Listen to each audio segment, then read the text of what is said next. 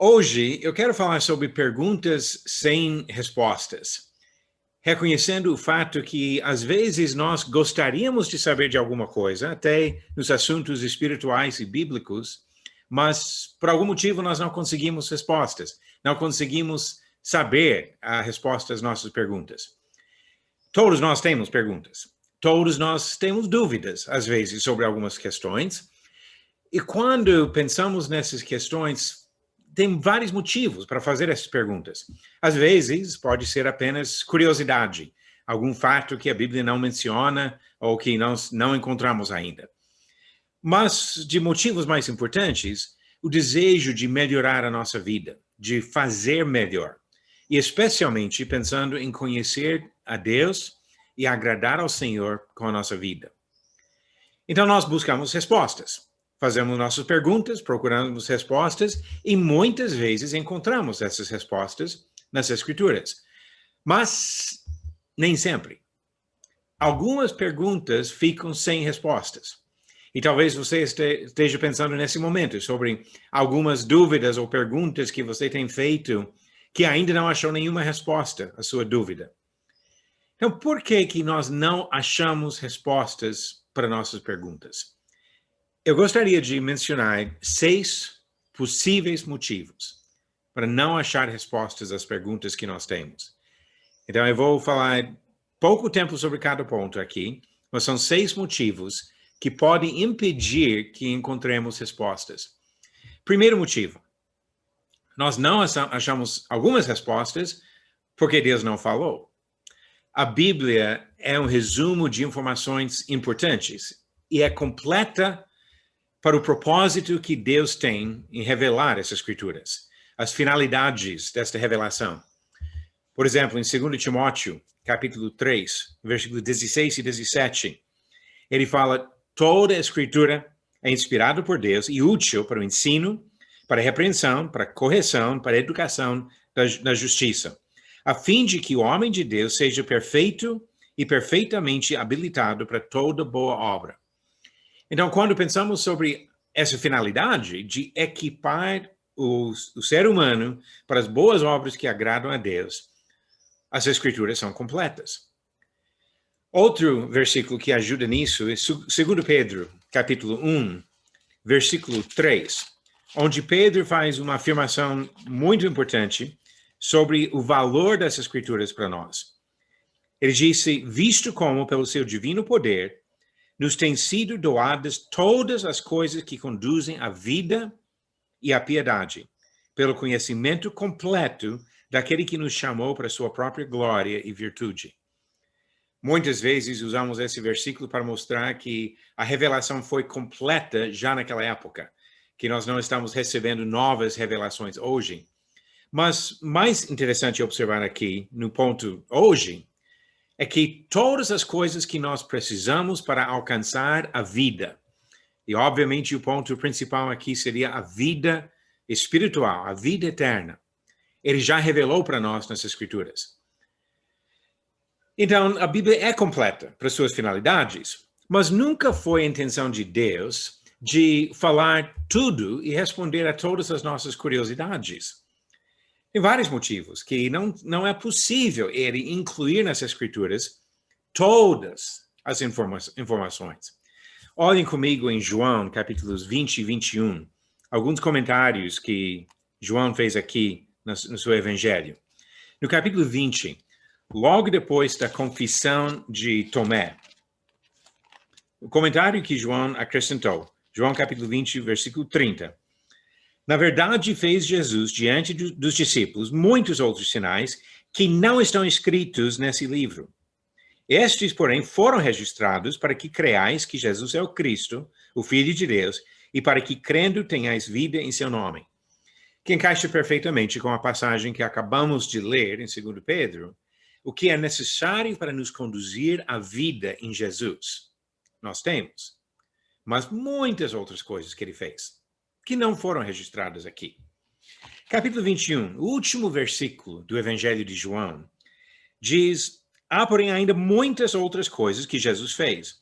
Se todas elas fossem relatadas uma por uma, creio eu que nem no mundo inteiro caberiam os livros que seriam escritos. A quantidade enorme de informações é muito além do que Deus poderia ter revelado para seres humanos como nós, mesmo se fossem vários livros. Outro motivo que nós observamos, que nunca foi a intenção de Deus de revelar tudo para o ser humano, é o que nós encontramos em Isaías, capítulo 55. Isaías, capítulo 55, no versículo 9, ele fala sobre a diferença entre os pensamentos de Deus e os nossos pensamentos. Com esse comentário, vamos pegar versículos 8 e 9. Versículo 8, porque os meus pensamentos não são os vossos pensamentos, nem os vossos caminhos os meus caminhos, diz o Senhor. Porque assim como os céus são mais altos do que a terra, assim são os meus caminhos mais altos do que os vossos caminhos, e os meus pensamentos mais altos do que os vossos pensamentos. Nós não temos a capacidade intelectual de compreender tudo que Deus poderia revelar. Os pensamentos dele são muito superiores aos nossos. Então, as nossas limitações deixam impossível uma revelação de tudo que está na mente de um ser infinito como Deus. Por esse motivo, Deus deixou esses motivos, e talvez outros, Deus deixou de falar muitas coisas. Deuteronômio 29, versículo 29, talvez bem conhecido nesse contexto de respostas que nós não encontramos, diz: as coisas encobertas pertencem ao Senhor, nosso Deus. Porém, as reveladas nos pertencem a nós e a nossos filhos para sempre, para que cumpramos todas as palavras desta lei. E, obviamente, é do Antigo Testamento, falando sobre a lei do Antigo Testamento, mas o princípio é válido. Deus tem revelado algumas coisas para nós, não todas as coisas, mas as coisas necessárias para nossa obediência, para cumprir a vontade dele. Então, o primeiro motivo que nós não encontramos respostas para algumas perguntas é porque Deus não falou, não revelou as respostas. Mas agora vamos pensar em outros motivos. O segundo motivo de não encontrar respostas é que, às vezes, falta a base necessária de conhecimento para compreender as coisas que tem nas Escrituras. A resposta está nas Escrituras, mas nós não temos ainda a base para entender isso. Dá para entender isso usando uma ilustração simples da matemática. Eu vou colocar aqui uma questão matemática e eu peço para você pensar, olhar para isso aqui e responder na sua própria cabeça. Alguns provavelmente já têm resposta, bateram o olho, fizeram cálculo e já sabem a resposta. E se eu não falasse a resposta, teria outras pessoas coçando a cabeça durante horas e ainda não conseguindo a resposta. A raiz quadrada de 1 mais 21 multiplicado por 3. Agora, para não deixar ninguém coçar a cabeça por muito tempo e perder o resto da mensagem, a resposta correta é 8. Mas para chegar a essa resposta, o que é necessário? Primeiro, você tem que entender algumas bases. Você precisa entender que multiplica antes de adicionar. Então, primeiro é necessário multiplicar 21 vezes 3. Depois dessa multiplicação, acrescenta 1. Então, 21 vezes 3, 63, mais 1, 64. E a raiz quadrada de 64 é 8. Nada difícil se tiver uma base de entendimento nesse aspecto de matemática. Mas se não tiver essa base de alguns passos necessários, nunca vai chegar à resposta. E às vezes a mesma coisa acontece quando se trata de princípios bíblicos que nós estudamos, que nós precisamos ver as respostas que vêm realmente das Escrituras, mas não de uma coisa talvez tão óbvia e imediata.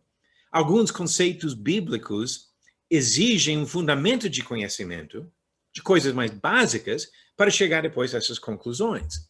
Hebreus capítulo 5. Hebreus capítulo 5, que mostra esse princípio que eu estou falando, de precisar de um alicerce antes de acrescentar coisas mais difíceis. Hebreus capítulo 5, versículo 14, versículo do 11 ao 14. O autor até repreendeu os destinatários dessa carta, Quando ele disse, versículo 11, a esse respeito temos muitas coisas que dizer e difíceis de explicar, porquanto vos tendes tornados tardios em ouvir. Pois, com efeito, quando devíeis ser mestres, atendendo ao tempo decorrido, tendes novamente necessidade de alguém que vos ensine de novo quais são os princípios elementares dos oráculos de Deus. Assim vos tornastes como necessitados de leite e não de alimento sólido. Ora, todo aquele que se alimenta de leite é inexperiente na palavra da justiça, porque é criança. Mas o alimento sólido é para adultos, para aqueles que, pela prática, têm as suas faculdades exercitadas para discernir não somente o bem, mas também o mal. Então, o que ele apresenta para nós aqui, em termos bem simples, é que nós precisamos crescer, precisamos amadurecer no nosso serviço a Cristo e nosso conhecimento da sua palavra. Não é pecado ser criança. Todos nós temos que começar em algum lugar, nascemos como bebês. Mas espiritualmente, o pecado pode ser em continuar sendo criança, mesmo quando era para crescer e amadurecer. Nós devemos crescer e estabelecer uma base de conhecimento. Agora, terceiro motivo de perguntas sem respostas, a preguiça. Eu acabei de usar uma ilustração da matemática, então agora vou usar outra. Quantos jovens fariam sua lição de casa de matemática se não tiver monitoramento de pais? Quantos fariam a lição dentro da sala de aula se não tivesse professor ficando de olho? Muitas vezes ouvimos as desculpas de jovens assim, eu não entendi, ou é difícil, eu não consigo, ou eu não sou bom na matemática. E assim vem as desculpas, mas geralmente estão simplesmente justificando a preguiça. Porque o problema não é a incapacidade de entender, mas de não se aplicar para adquirir o conhecimento necessário. A preguiça no estudo bíblico vai nos deixar sem respostas. Se não tivermos a dedicação necessária, o esforço para correr atrás, nós não vamos achar as respostas. Chegar a Deus exige diligência. Quero mostrar uma coisa de Hebreus capítulo 11. Hebreus capítulo 11, versículo 6. Que a maioria das versões portuguesas, na minha opinião, são um pouco pobres na maneira de traduzir esse ponto aqui. Versículo 6, ele diz, de fato, sem fé, é impossível agradar a Deus, porquanto é necessário que aquele que se aproxima de Deus creia que ele existe e que se torna galardoador dos que o buscam. E onde eu gostaria de ver uma palavra um pouco mais forte é nesse finalzinho, porque realmente a ideia aqui de buscar não é uma coisa passiva ou preguiçosa, mas uma busca diligente. Inclusive, pode encontrar a mesma palavra grega várias outras vezes no Novo Testamento. Exemplos como 1 Pedro 1,10 ou Hebreus 12,17, que mostram a ideia de alguém que estava buscando algo com muito desejo de alcançar. Para buscar a Deus não é apenas ficar de braços cruzados esperando que alguém vai entregar para nós a fé, ou que ele vai agir sem nenhum esforço da nossa parte. Nós precisamos buscar com diligência, dedicação, esforço. E a preguiça, muitas vezes, impede o conhecimento da vontade de Deus. Quarto motivo que temos dificuldade em achar respostas às nossas perguntas é por causa de tendências e preconceitos que cegam. Quando nós chegamos ao estudo já com ideia na cabeça, já com talvez uma convicção na cabeça, isso muitas vezes pode prejudicar nosso estudo e até complicar a possibilidade de alcançar respostas verdadeiras. Quando negamos as evidências da verdade, nós podemos até perder a capacidade de enxergar as provas. Para entender isso, pense na situação de alguns ateus que nunca chegam ao conhecimento da verdade, nunca são convencidos, mesmo com as mesmas evidências que serviram para levar você à sua fé e convicção. Romanos capítulo 1, versículos 21 e 22, Paulo fala sobre as pessoas que deixaram de acreditar no Senhor. E diz aqui, porquanto tendo conhecimento de Deus, não o glorificaram como Deus, nem lhe deram graças. Antes se tornaram nulos em seus próprios raciocínios, obscurecendo-se-lhes o coração insensato, inculcando-se por sábios, tornaram-se loucos. E descreve, infelizmente, muitas pessoas hoje que acham que a fé, que a ideia de Deus, que a religião, é tudo superstição inventado por homens pobres de entendimento e agora com mais iluminação, mais capacidade intelectual, que nós não precisamos mais dessas coisas. Nunca serão convencidos desta maneira, porque estão fechando os olhos a todas as evidências que Deus ofereceu que conduzem qualquer pessoa à fé. Algumas pessoas, infelizmente, nunca vão aceitar Jesus Cristo. Em Atos capítulo 28, só virando uma ou duas páginas, talvez, na sua Bíblia, Paulo, depois de chegar em Roma e encontrar-se com vários dos judeus, apresentando as evidências por que ele acreditava em Jesus, que viveu, morreu, foi sepultado e ressuscitado, houve uma reação mista das pessoas, como geralmente acontecia, muitos rejeitando esta mensagem. E quando Paulo fala sobre isso, ele cita a mesma passagem de Isaías, que Jesus usou em Mateus 13, para provar que algumas pessoas continuam sendo cegas, não pela vontade de Deus, mas pela decisão da própria pessoa de fechar os olhos, tapar os ouvidos e simplesmente recusar ver os fatos. Quando nós chegamos ao estudo da Bíblia, já com nossos preconceitos e tendências doutrinárias, isso vai impedir o entendimento da vontade de Deus. A doutrinação religiosa deixa muitos seguidores incapazes de enxergar a verdade. Porque cada vez que estudam a Bíblia, olham pela ótica da sua doutrina humana e não com os olhos abertos para enxergar o que a Bíblia diz. Isso acontece muito com várias das doutrinas mais conhecidas hoje. Por exemplo, uma pessoa que já foi bem doutrinada nas ideias do calvinismo, olha para tudo na Bíblia da ótica do calvinismo e não consegue ver que o homem precisa agir para ser salvo e que é possível abandonar a fé e perder a salvação depois. Pessoas que já foram doutrinadas com as ideias do premilenarismo ficam na ideia de procurar sinais da vinda de Jesus, de procurar ter uma noção de datas, de falar sobre coisas que vão acontecer depois da vinda de Jesus aqui na Terra, e passam por cima de outras coisas que mostram as falhas dessas doutrinas. Essa doutrinação pode deixar uma dificuldade enorme, até uma impossibilidade de enxergar a verdade. Bem ligado com essa questão de tendências e de preconceitos, a questão de falta de honestidade em aceitar o ensino de Deus. Nem sempre por causa de uma doutrina formal, mas às vezes a pessoa simplesmente não deseja receber, não deseja crer o que tem nas Escrituras, e assim procura toda maneira de rejeitar, de levantar objeções a isso. Muitas vezes essa tática acompanha o que eu acabei de falar.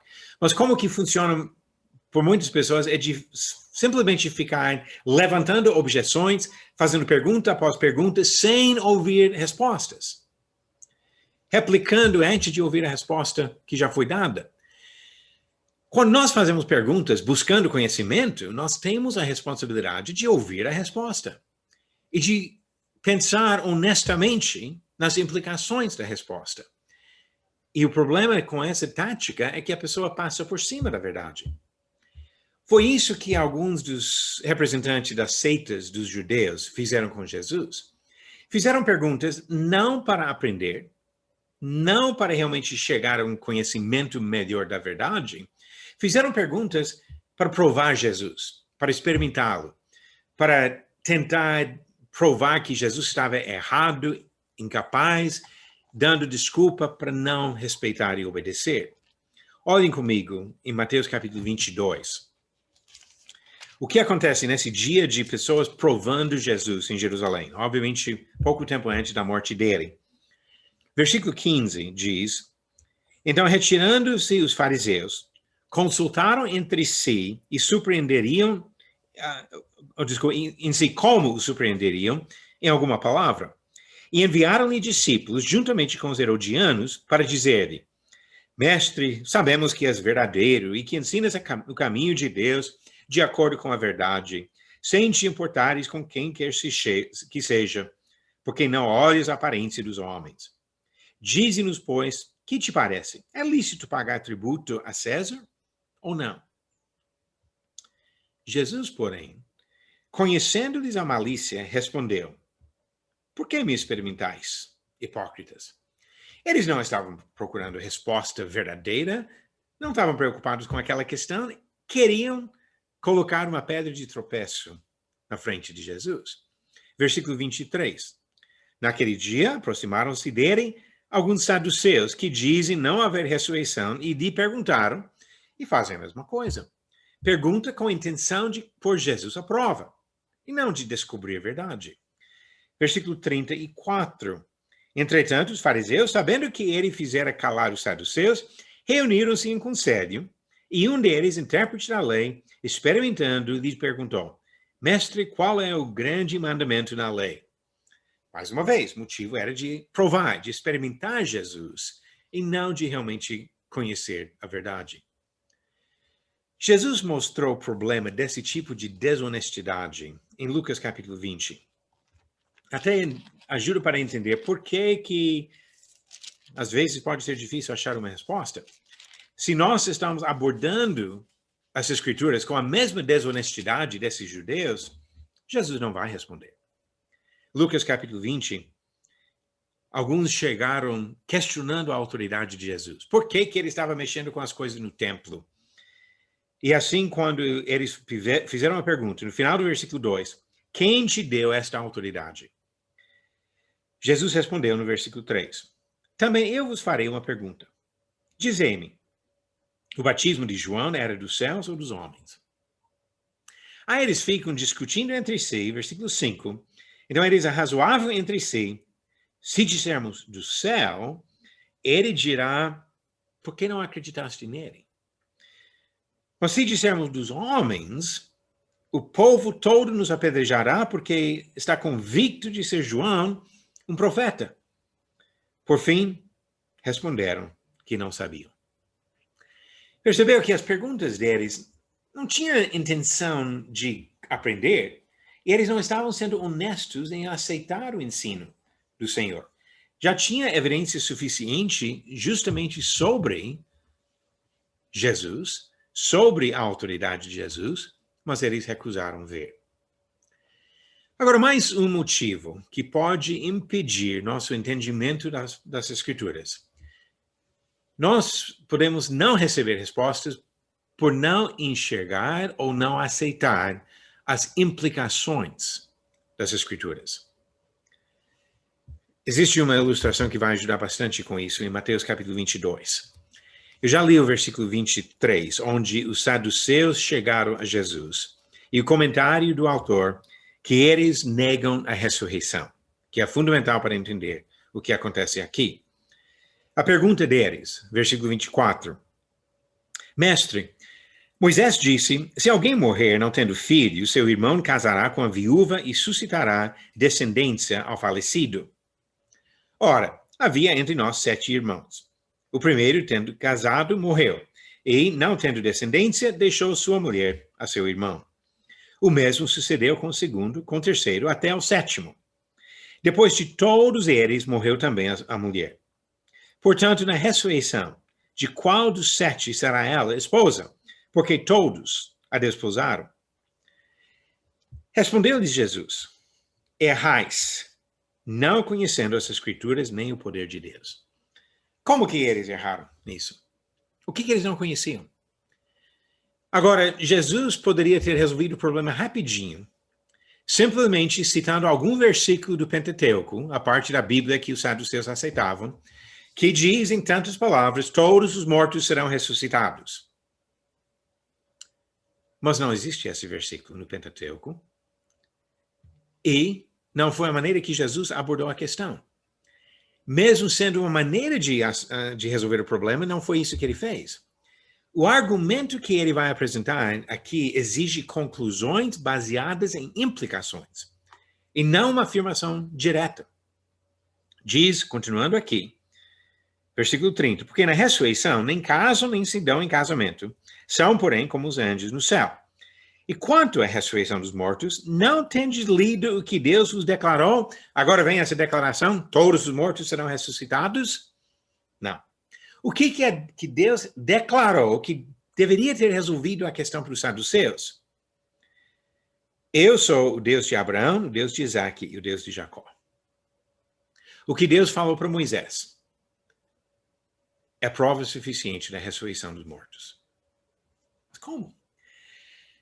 Esse versículo que ele citou não fala de ressurreição, não fala vida após morte, mas a implicação é exatamente isso. Porque se ele está afirmando aqui, eu sou o Deus de Abraão, está dizendo que mesmo séculos depois da morte de Abraão, ele ainda, de alguma forma, está servindo a Deus. Deus continuou sendo. Deus não falou, eu era Deus de Abraão, mas eu sou Deus de Abraão, Isaac e Jacó. Se Abraão ainda está vivo, é prova de vida após morte. E se tem vida após morte, é porque tem a ressurreição. Eles erraram por não conhecer as Escrituras nem o poder de Deus, por não entender um argumento baseado em implicação de um versículo lá do Antigo Testamento. E quando não admitiram o significado dessas implicações, Jesus repreendeu fortemente. Por que esse fato é importante para nós? Tem muitas coisas que nós devemos entender nessas Escrituras, que não são apresentadas em afirmações simples e diretas. Recentemente, eu troquei algumas mensagens com uma pessoa que não queria aceitar que Jesus é Deus. Eu enviei páginas e páginas de informações, de argumentos, de explicações, das implicações de várias coisas nessas escrituras, de afirmações muito diretas. E a pessoa continuou jogando pergunta, e chegando ao ponto de falar, onde está o versículo que diz, Jesus é Deus? E se não mostrar esse versículo, parece que ela não está disposta a aceitar tantas evidências da divindade de Jesus, que Jesus é Deus, Jesus recebe a adoração, Jesus é o Criador, é o sustentador do universo, que ele é citado, descrito como Jeová ou Yahweh nas Escrituras. Então, todas as evidências não têm valor se a pessoa está querendo só uma direta afirmação, Jesus é Deus. E o fato que o verbo era Deus não foi suficiente, parece, para isso.